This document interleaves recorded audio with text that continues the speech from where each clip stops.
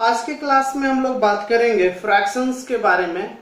Fractions से related हम लोग कुछ क्वेश्चंस देखेंगे, है ना। इससे पहले हम लोग वीडियो देख चुके हैं जिसमें फ्रैक्शंस क्या होता है, कितने तरह का फ्रैक्शंस होता है, उसको हमने पूरा डिटेल वे में एक्सप्लेन कर दिया है। ठीक है, आपसे मेरा रिक्वेस्ट है कि इस वीडियो को देखने से पहले आप फ्रैक्शन का पार्ट 1 जो है ये जरूर देखें।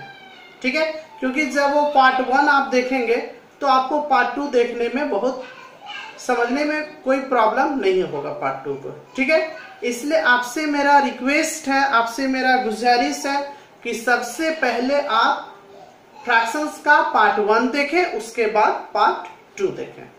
ठीक है, चलिए तो आज हम लोग पार्ट 2 स्टार्ट करते हैं। देखिए पार्ट 2 में क्या है समझिए।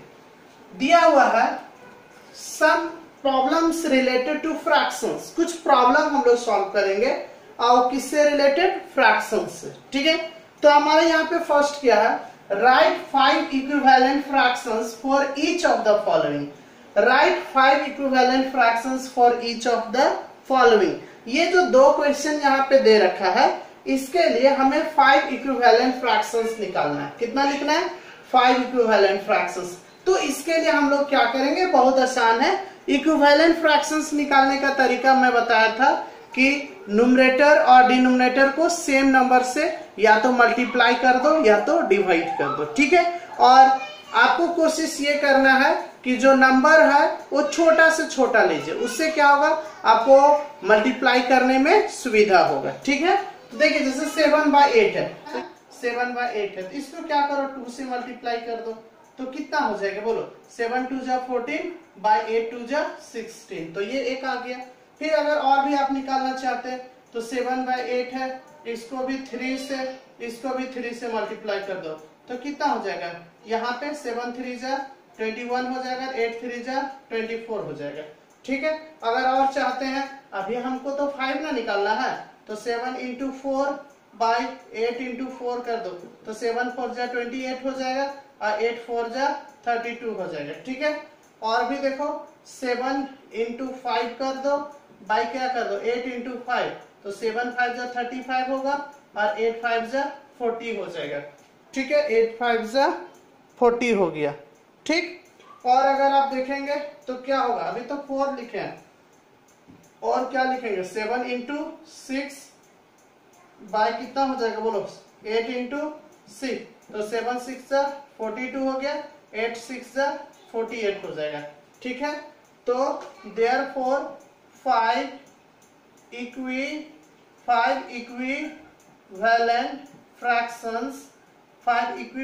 fractions of 7/8 और क्या क्या हो गया, एक आपका 14/16 हो गया, फिर 21/24 हो जाएगा, फिर 28/32 हो जाएगा, फिर 35/40 हो जाएगा, फिर 42/48 हो जाएगा। ठीक है, तो इस तरह से आपका आंसर हो जाएगा। ठीक है, ये मैं आपके लिए दिया हूं, आप इसको सॉल्व कीजिए और कमेंट करके जरूर मेरे को बताइए कि ये हमसे बन गया था, ये समझ में आ गया।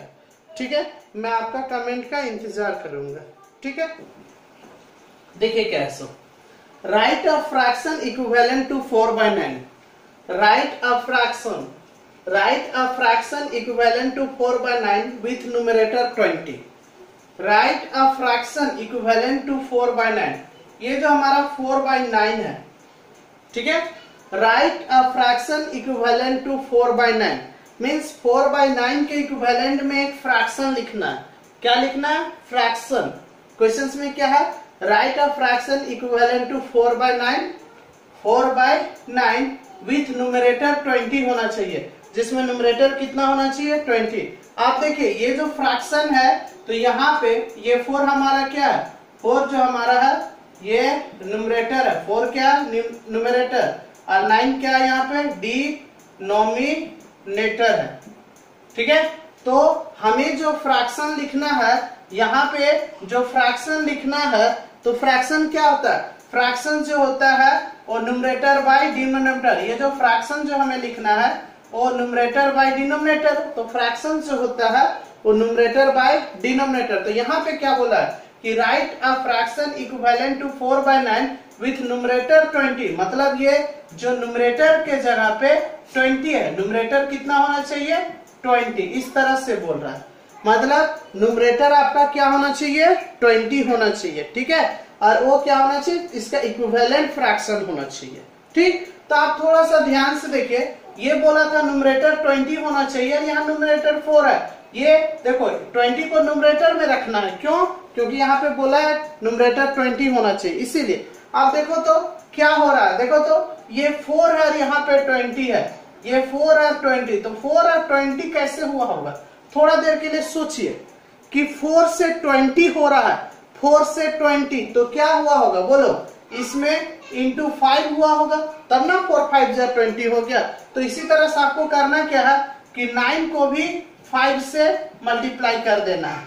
मैं यही बताया था आपको कि जब भी फ्रैक्शन निकाला जाता है तो सेम नंबर से मल्टीप्लाई या सेम नंबर से डिवाइड किया जाता है। तो 9 5 जा कितना होगा 45, तो ये आपका 20/45 आंसर आ गया। ठीक है, तो हमारा 4/9 जो है उसका इक्विवेलेंट फ्रैक्शंस क्या होगा 20/45। ठीक, अब इसी तरह से यहाँ पे देखिए क्वेश्चन नंबर 3 देखिए। क्वेश्चन नंबर 3 में क्या बोला? Write a fraction equivalent to 7/12। Write a fraction equivalent to 7/12, मतलब ये 7/12 है, ये 7/12 है, इसके इक्विवेलेंट में एक फ्रैक्शन लिखना है। और जिसमें बोला है कि डिनोमिनेटर 60 होना चाहिए, तो डिनोमिनेटर तो नीचे होता है, तो डिनोमिनेटर 60 होना चाहिए। अब न्यूमरेटर क्या होगा ये तो यहाँ से डिसाइड होगा, मतलब आपको ये बोला कि जो डिनोमिनेटर है वो 60 होना चाहिए। डिनोमिनेटर क्या होना चाहिए 60 होना चाहिए। तो देखिए यहाँ पे क्या है, ये write a fraction equivalent to 7/12, मतलब 7/12 का इक्विवेलेंट फ्रैक्शन निकालना था। तो देखो विथ डिनोमिनेटर 60, और जो डिनोमिनेटर है वो 60 होना चाहिए। तो यहाँ से देखिए ये 12 से 60 हो रहा है, क्या किया होगा बोलो तो? इंटू 5 किया होगा, इंटू 5 तब ना 60 हुआ, 12 5 जा 60। तो फिर यही काम हम यहाँ भी करेंगे, इंटू क्या करेंगे बोलो? यहाँ पे जब 5 से इंटू किया तो इसको भी 5 से, तो 7 5 जा 35। तो ये हमारा simplify each of the following fractions. Simplify each of the following fractions, ये जो फ्रैक्शंस दिया हुआ इसको सिंप्लीफाई करना है। Simplify each of the following fractions, ठीक है। इसको सिंप्लीफाई कैसे करेंगे? सबसे पहले आपको क्या करना है कि ये जो मिक्स्ड फ्रैक्शंस में दिया हुआ है इसको जो है सो इम्प्रॉपर फ्रैक्शंस में चेंज करना होगा, ठीक है। ये जो मिक्स्ड फ्रैक्शंस जो दिया हुआ ये इम्प्रॉपर फ्रैक्शंस में चेंज होगा। देखो कैसे, इसको देखो कैसे चेंज करते हैं। यहां से देखिए इसका तरीका क्या है कि इसको पहले मल्टीप्लाई करेंगे, तो 3 3 जा 9, इससे इसको मल्टीप्लाई करते हैं, इसमें प्लस करते हैं, तो 3 3 जा 9, और ये कितना हो गया 10, तो 10/3 हो गया प्लस। ये देखिए 4 5 जा 20, 4 5 जा 20, और इधर 1 हो गया, तो कितना हो गया 21 बाय नीचे क्या है 5 प्लस। अब यहां से देखिए 5 5 जा 25, 5 5 जा 25, और ये कितना हो गया 26/5 हो गया, ठीक है। देखिए 3 3 जा 9, 3 3 जा 9 और 1, 10/3 हो गया। 5 4 जा 20 और 1, 21/5 हो गया। 5 5 जा 25, अरे 26/5 हो गया, ठीक। अब यहाँ पे हम लोग क्या करेंगे, अब हम लोग एलसीएम लेंगे। तो एलसीएम किसको किसको लेना? 3 5 5 को। तो देखिए 3 5 5 का एलसीएम लेंगे। तो एलसीएम कैसे लिया जाता है? तो इसमें क्या किया जाता है, देखा जाता है कि कोई ऐसा है जो टेबल में आ रहा है। तो देखो यहाँ पे देखो 3 5 5 है, तो देखो तो सेम टेबल में आना चाहिए। तो 5 5 आ रहा है, तो 5 यहाँ पे ले लेंगे। तो यहाँ पे क्या हो गया 3, और 5 5 का टेबल में 1 बार में, 5 5 का टेबल में 1 बार में। तो एलसीएम कितना हो गया? एलसीएम हो गया 5 × 3 × 1 × 1, तो 5 3 जा 15। एलसीएम कितना हो गया 15। तो यहाँ पे हम लोग लिखेंगे 15, ठीक। अब क्या किया जाता है, अब देखना ये है कि 15 जो है सो 3 का टेबल में कितना बार में आएगा। ये 15 जो है यहाँ पे जो आपका एलसीएम आया है उसको चेक करना है, डिनोमिनेटर से डिवाइड करके देखना है कि वो टेबल में कितने बार में आएगा।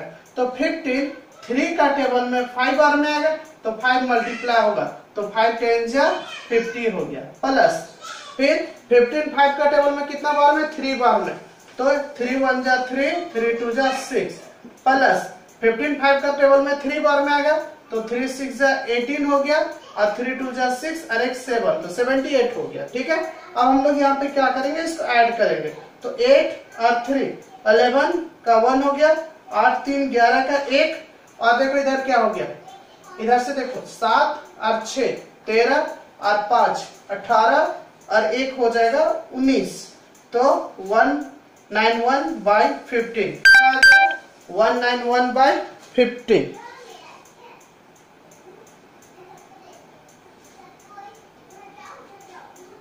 ये हमारा हो गया 191/15। ठीक है, अब क्या करेंगे, ये जो हमारा 191 आया इसको 15 से डिवाइड करेंगे, किस लिए, मिक्स फ्रैक्शन में लाने के लिए। तो ये कितना बार में, 1 बार में, तो ये हो जाएगा 15, तो 9 में 5 तो 4 हो गया, फिर 1। ठीक है, अब 15 है तो 2 बार में कितना हो जाएगा, 15 2 जा 30, ये 1 हो गया, अब 4 में 3 तो 1। ठीक, तो ये हमारा 11 हो गया, अब ये 11 ऊपर चला जाएगा और 15 नीचे आ जाएगा।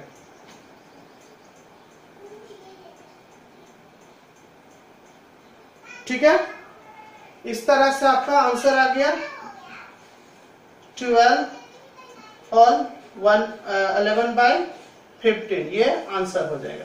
ठीक है, चलिए अब इस क्वेश्चन को देखते हैं, इसको कैसे बनाएंगे। इसके लिए हम लोग क्या करेंगे, फिर वही ये मिक्स्ड फ्रैक्शंस में है, इसको चेंज करेंगे। तो कैसे चेंज करेंगे, इसको इससे मल्टीप्लाई करेंगे, तो 9 2 जा 18, 18 और 7 कितना हो गया, 9 2 जा 18, 18 और 7, तो ये हो जाएगा 25/9 माइनस 51 जा 15 और 8, तो ये हो गया 23/15। ठीक है, देखिए ये हो गया।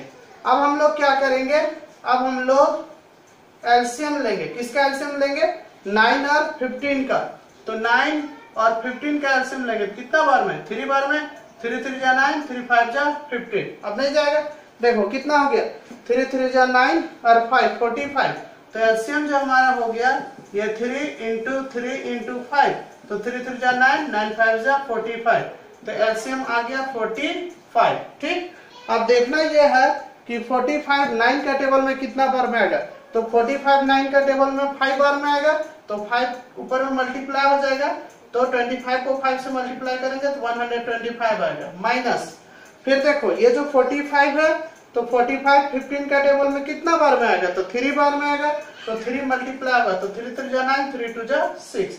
अब देखिए 15 में 9 तो 6 हो गया। ठीक है, और यहाँ पे कितना बचा, 11, 11 में 6 तो 5, तो ये हो गया 56/45। ठीक है, अब क्या करेंगे, ये जो 56 है इसको हम लोग 45 से डिवाइड करेंगे, तो कितना बार में जाएगा, 1 बार में, तो ये 45 हो गया, 6 में 5 1, 5 में 4 1, तो 11 ऊपर चला जाएगा, 45 नीचे, देखो ये यहाँ चला जाता है, ये यहाँ पे, तो 1